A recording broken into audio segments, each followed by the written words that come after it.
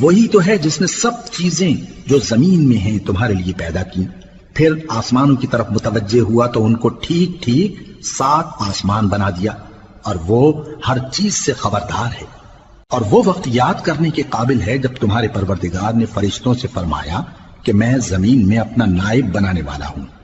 انہوں نے کہا کیا تو اس میں ایسے شخص کو نائب بنانا چاہتا ہے جو خرابیاں کرے اور کچھ تو خون کرتا پھرے؟ اور ہم تیری تعریف کے ساتھ تسبیح و تقدیس کرتے رہتے ہیں۔ فرمایا میں وہ باتیں جانتا ہوں جو تم نہیں جانتے۔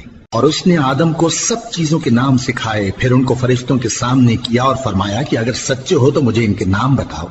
انہوں نے کہا تو پاک ہے، جتنا علم تو نے ہمیں بخشا ہے اس کے سوا ہمیں کچھ معلوم نہیں، بے شک تو دانا ہے، حکمت والا ہے۔ تب اللہ نے آدم کو حکم دیا کہ آدم تم ان کو ان چیزوں کے نام بتاؤ۔ سو جب انہوں نے ان کو ان کے نام بتائے تو فرشتوں سے فرمایا کیا میں نے تم سے نہیں کہا تھا کہ میں آسمانوں اور زمین کی سب پوشیدہ باتیں جانتا ہوں؟